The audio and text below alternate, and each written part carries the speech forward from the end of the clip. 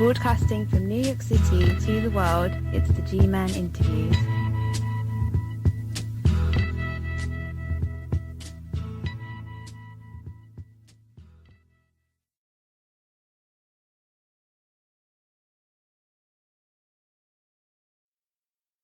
Welcome. The following is an excerpt from a 2013 news story published in the Pennsylvania-based newspaper The Morning Call. Jimmy Superfly Snuka had just walked into his Whitehall hotel room where a beautiful young woman lay in his bed. It wasn't unusual for Snuka, a married man, to spend the night with his girlfriend Nancy Argentino.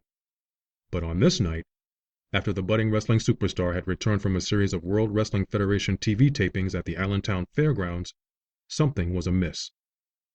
Argentino was gasping for air. Yellow fluid oozed from her mouth and nose. Snuka grabbed the room phone and frantically dialed for front desk. Paramedics rushed her to Lehigh Valley Hospital, where Snuka later stood helplessly and watched doctors try to save his girlfriend's life. About 3 a.m., Snuka dialed a number in Brooklyn, where Louise Argentino-Upham was startled awake by her mother sitting on the bed, phone pressed to her ear.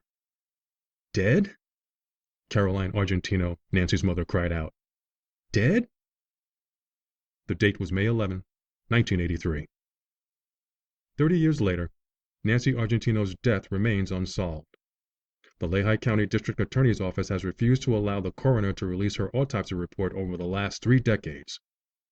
The document, included in a 1985 civil lawsuit, was obtained by the Morning Call from a Federal Archives warehouse in Philadelphia. Argentino, 23, died of traumatic brain injuries consistent with a moving head striking a stationary object, according to the autopsy. Her injuries weren't reflective of a singular head injury, wrote Dr. Isidore Mayalikis, the nationally renowned forensic pathologist who examined the body. Argentino suffered more than 24 cuts and contusions, a possible sign of maid abuse, on her head, ear, chin, arms, hands, back, buttocks, legs, and feet, Mayalikis wrote in his autopsy report. In review of the autopsy findings and the discrepancies in the clinical history, I believe that the case should be investigated as a homicide until proven otherwise, Mayalikis wrote. Snuka and Argentino were the only 2 in the hotel room that night, records say. Snuka was later named as a person of interest by the Whitehall Township Police Department, but no criminal charges were filed. In 1985, the Argentino family won a $500,000 wrongful death lawsuit against Snuka. Claiming he was broke and couldn't afford a legal defense, Snuka never paid. The local police investigation effectively went cold on June 1, 1983, after a follow-up interview with Snuka that was ordered by Lehigh Valley authorities and attended by WWF mogul Vince McMahon. It is still open to this day. The special report was written by former Morning Call reporters Adam Clark and Kevin Hammerman. Mr. Hammerman joins me to discuss the case in greater detail, the recent murder charge filed against the pro wrestling icon, and how the bombshell development could impact WWE Chairman Vince McMahon and his company going forward. It's a pleasure to welcome you to the show, Mr. Hammerman. Yeah, thank you for having me. Where were you, and what was your initial reaction when news broke that Snuka had been charged in the death of Nancy Argentino? I was in my current newsroom, which is in Wilkes-Barre. I now work for the Citizen's Voice in Wilkes-Barre, PA. I'm the city editor there. And I had worked for the Morning Call in Allentown when Adam Clark and I did this work. But so I was here in Wilkes-Barre. I got an email from the district attorney's office in Lehigh County. They emailed me here, and I don't usually have correspondence with them anymore now that I'm in a different area. So they said, just want to let you know there will be a press conference regarding the Nancy Argentino matter. And I said, oh boy. So I knew that there was obviously, going to be an announcement at some point because I knew about the grand jury investigation. I just didn't know it would occur on this certain day. So I called Adam Clark. Obviously, we were talking to each other because we had worked on the story together, and we just sat back and waited. We had to wait for either news of it to break or the district attorney to talk to us to tell us what had happened. So I eventually saw that the Morning Call, my former newspaper, had reported that he was charged, and I was surprised. I mean, I wasn't surprised given the evidence that exists. I was surprised because so many years had passed. I mean, we're talking 30 years later, and he's finally charged. So it did seem kind of incredible. Irvin Muchnick has written about pro wrestling for 3 decades. He's also the author of Wrestling Babylon, which took an in-depth look at the Snuka case. He said the following in a recent Morning Call article by Manuel Gamies. Mr. Gamies broke the news about Snuka being charged in the case. Muchnick stated, "I'm obviously very gratified to see this result in what I'm told is the longest cold case homicide in Lehigh County. I say this counts as a home run for the good guys today. The 30th anniversary piece published by the Morning Call gave this thing the momentum it needed." Your response? Yeah, it was nice of him to say that. It was nice of him to give us credit. And I'm not one to like pat myself on the back or, take credit or anything. But, I mean, you do have to say that this story obviously had some power. And what happened was, basically it was a 30th anniversary piece. And we decided to take a look at this death and see if anything has changed. And, we uncovered all these documents and we talked to investigators and we ran this story, and it did have power. I mean, right away, you could hear people in the community say, I didn't know all of this. We had an autopsy in there that was never revealed to the public before. So when people read the autopsy results of Nancy Argentino, and, people were saying, this is murder. Hey, how did Jimmy Snuka get away with murder, basically, is what people were saying. So, the district attorney read the story, and he wasn't the district attorney back when Nancy Argentina died. So he's reading the story, and he's saying, oh, look at all this. And he also receives a letter from the Argentino family who, after the story ran, sent the district attorney, Jim Martin, a letter saying, please review this case. Look at all this evidence.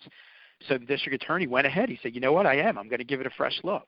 And that's what led to all this. So it was pretty amazing. It's amazing that a story can have an effect like that. And it's refreshing, because in journalism sometimes, especially now that comments are so prevalent on internet stories, a lot of times journalists hear the negative. You run a story and, you work so hard on it, and most of what you hear is negative. People who troll the internet, as they say, like to give you negative response. Oh, this story, this is ridiculous. That's ridiculous. And sometimes as a journalist, you can get beaten down. I mean, let's face it, most journalists don't make a lot of money. You hear a lot of negative comments from the public, but it was nice to have a story that really had so much power. Once you started your investigation, did you get a lot of resistance from the agencies or sources you contacted, like the Whitehall Township Police Department or representatives for what was then called the World Wrestling Federation? Yeah, we didn't get much response from the former WWF. We did put requests in to try to speak with, those people, and we didn't get anything back. As stated in the introduction, Miss Argentino died on May 11, 1983. But your report states there was an incident of abuse at a Howard Johnson Motor Inn in Salina, New York, in January of that same year. You wrote, according to police records, an officer reported seeing Snuka grab Nancy by the hair when she ran out of the room and drag her face against the drywall. The police officially listed her injuries as a bruised right thumb, a contusion to the neck, possible fractured ribs, and injury to the lower back. Nancy later swore in a deposition that Snuka never struck her or intentionally harmed her. In addition, police records indicated that it took at least 5 police officers and 2 police dogs to restrain Snuka during an altercation at the hotel. Looking back, and based solely on the investigation you and Mr. Clark conducted, do you believe Snuka was simply someone with anger management issues, or were his actions based on what many now refer to as roid rage? Yeah, I think it could be both. I mean, it's unclear in reading some, the incidents, records of the incidents that happened in the past. It's unclear how much drugs and or alcohol came into play because there didn't seem to be any testing. I mean, when we read the details of the incident that happened at the Howard Johnson Motor Lodge in Salina, New York, it was chilling. It was really chilling because we didn't know a lot about that incident. But here we read all the details from the police reports, and we're seeing him, it sounds like he's angry. All these people are trying to hold him back, and they can't even calm him down. He allegedly beat her.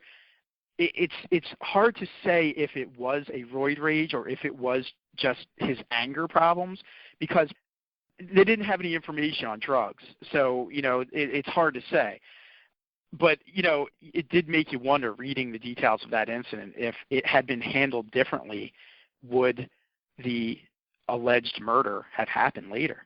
I mean, if Nancy Argentina didn't recant her story, if authorities would have basically, held him more accountable, would the death have occurred later? It's a haunting question. If I'm not mistaken, there were other high-profile wrestlers questioned in the wake of Miss Argentino's death. Who were they, and how are they linked to the case? There were a number of wrestlers who were interviewed, people who authorities believed might have had information about the death, people who Jimmy Snuka had been drinking with, because apparently Nancy Argentino is dying in his motel room in Whitehall Township, and then he leaves and goes for some drinks with some friends. One of them, it was Don Morocco was one. There was Mr. Fuji was another. He was drinking with these individuals, and then he goes back and sees that she's even in worse shape.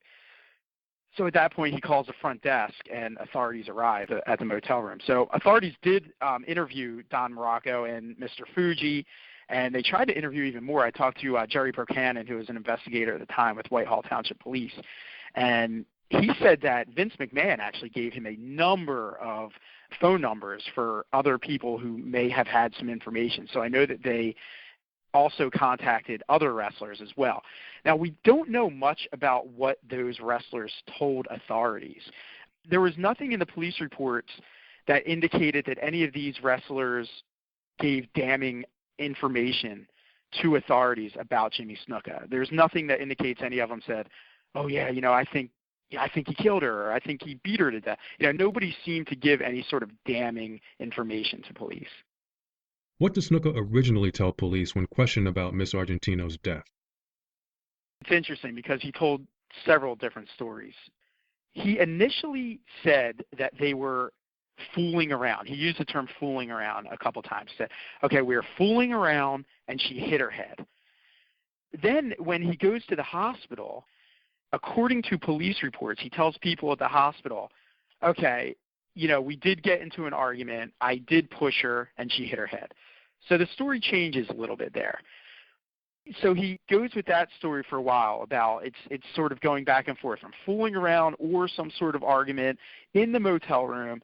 She bangs her head. That was the story for a while.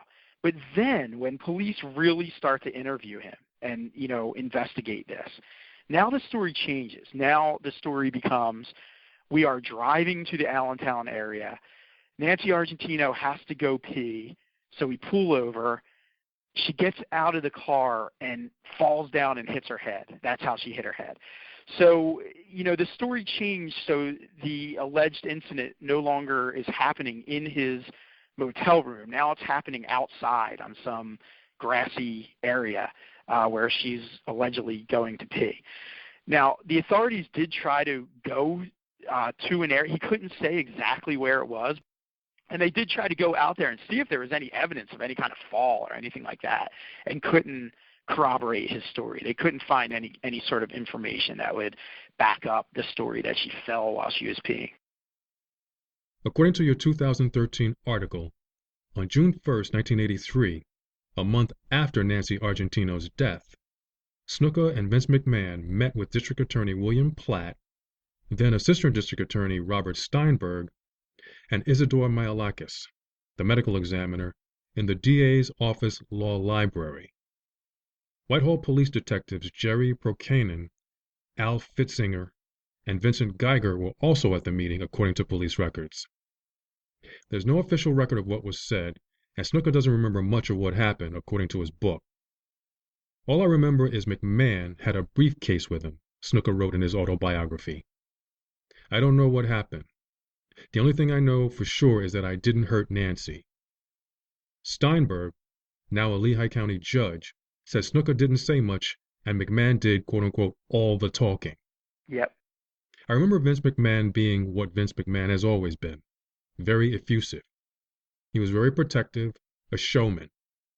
Steinberg said nothing, noting he couldn't recall specifics of the conversation. He was the mouthpiece, trying to direct the conversation.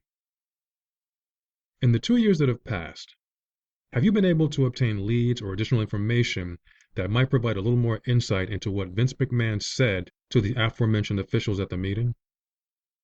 No, I wish I had more information about that. That meeting was so fascinating to Adam and I when we read about it. And I knew Judge Steinberg, he's a judge now, Robert Steinberg, who was then just an ADA. I know him pretty well from dealing with him. So he was pretty open. I mean, it seemed pretty open when he was talking to me about the conversation. He didn't remember a whole lot.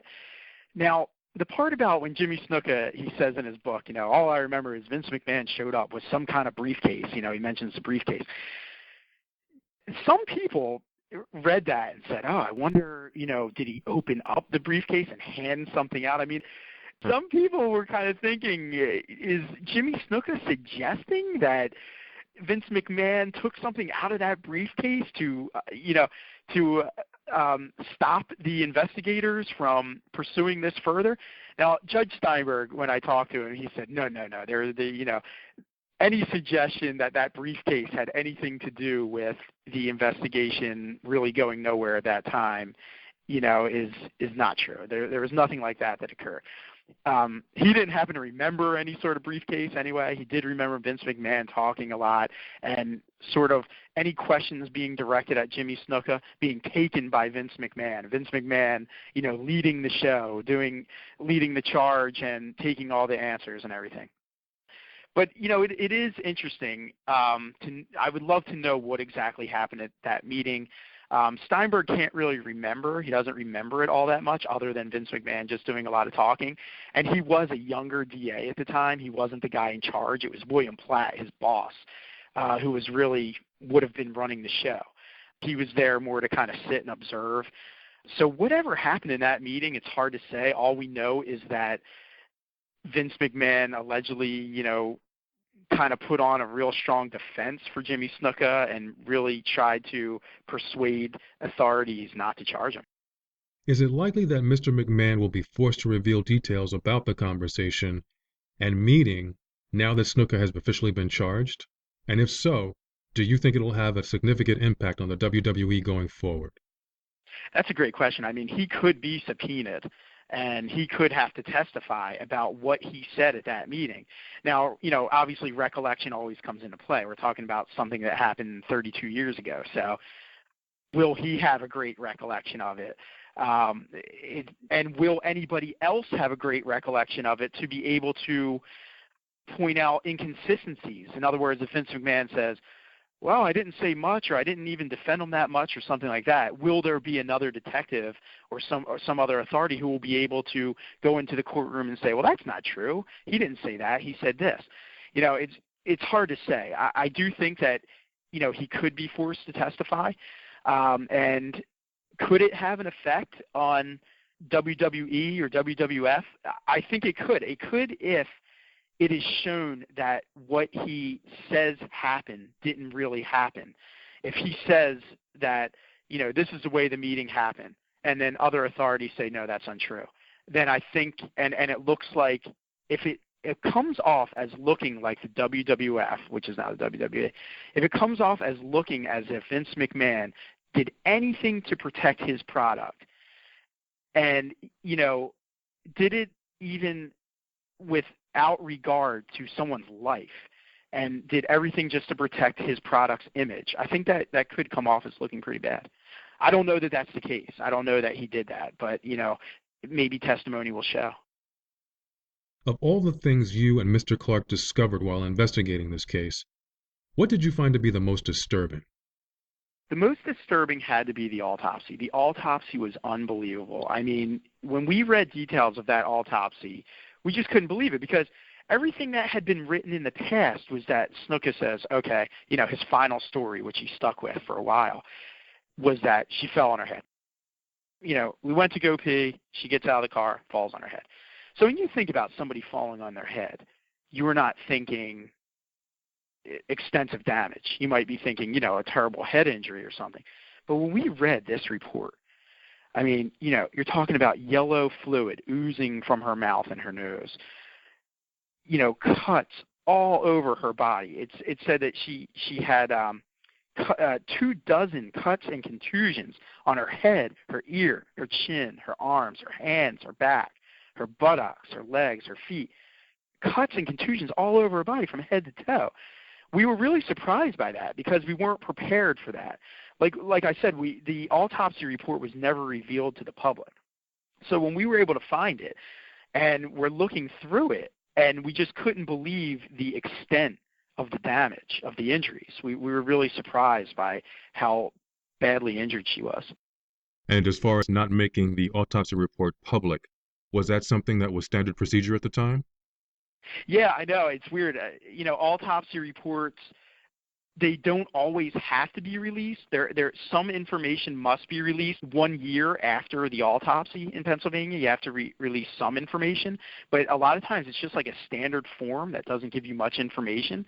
But the entire autopsy report, and this one was pretty lengthy, pretty detailed, by Isidore Mihalakis, who's a fairly well-known forensic pathologist in Pennsylvania.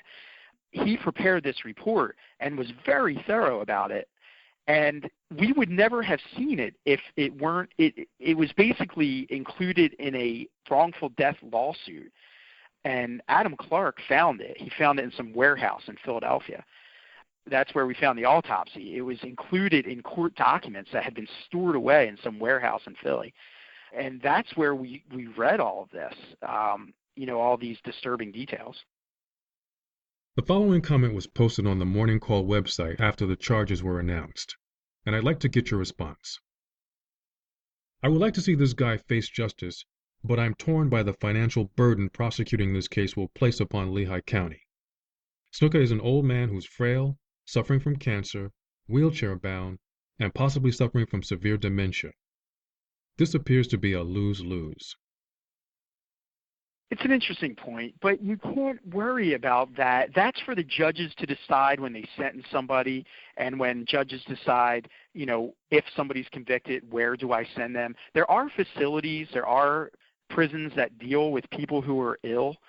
I do understand this isn't the best case scenario. Look, if Jimmy Snuka did kill Nancy Argentino, it would have been best that he was prosecuted from the get-go, that he was charged all the way back in, when the crime occurred, 1983, and that he would have either been serving or would have already have served his time.